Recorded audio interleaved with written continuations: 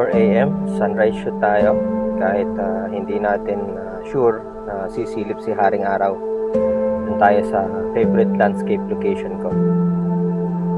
Kahit masungit ang panahon at hindi natin alam kung kailan bubuhos ang malakas na ulan.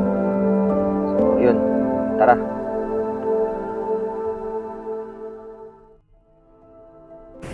Good morning guys, dito tayo ngayon sa Pugasbat. Alam naman natin na ito lang yung pinakamalapit at pinaka-easy access na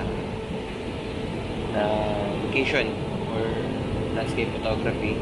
Hindi rin ganun kaganda yung panahon kasi overcast. Nakita nyo naman yung paligid. So, yung araw supposed to be dapat 5:20. Lalabas na siya, golden hour, pero ayan, natatakpan pa rin ng makapal na ulap. Ito, ang ating composition pala is ayan ang composition natin. May nakita ulit ako dito na ayan, may driftwood, ayan, mahaba siya. Yan siya yung ginawa kong leading line. Subject tayo, merong mountain, then yung mga ulap doon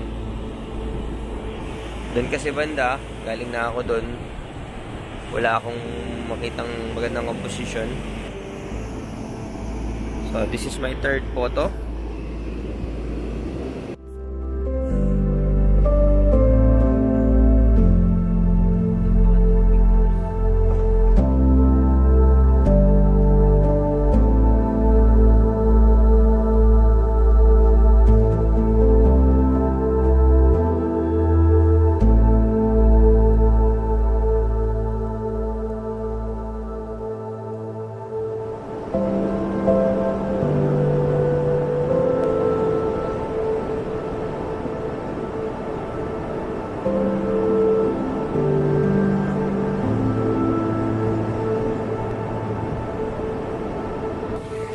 Ayan na naman ang ulan.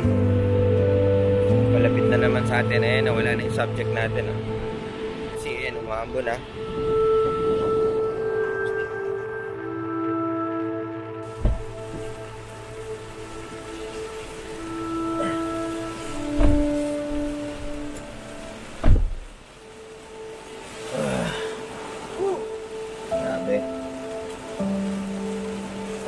Grabe ang ulan.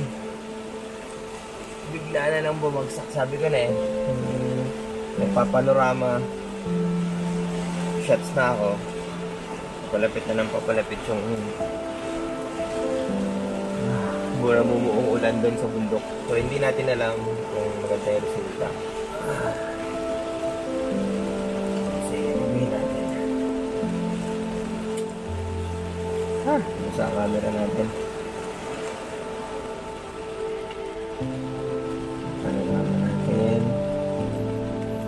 So habang ang buhos ng ulan ay walang tigil, reviewin natin ng mga pictures na nakuha natin bago bumuhos ang ulan. Ayan, ito yung mga pictures natin guys. Mayroon ako ditong isang favorite picture. Meron ako yung isa kasi nakuha na natin na kitang-kita mo yung kidlat na yan, diba? Tapos masyadong dramatic, although yun nga, overcast kasi. Ayan, yung mga pictures natin.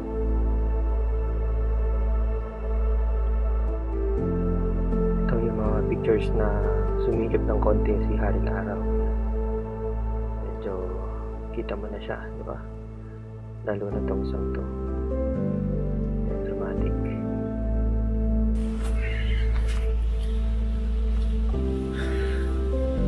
So yun guys, nagpa-fog na dito.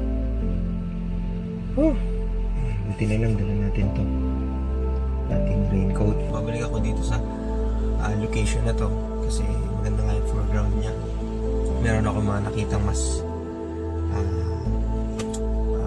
interesting foreground na pwede natin magamit sa magandang composition. Dahil pabago-bago ang panahon, so naisipan ko na lang na kumuha na lang ng mga interesting subject sa paligid.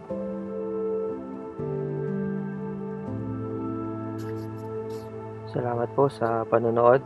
Dito po nagtatapos ang part 1 ng ating A Day in the Life of Landscape Photographer. Please like and share at subscribe na rin po sa channel ko. Till next time guys, bye for now. Abangan nyo guys yung part 2. Thank you so much. God bless everyone.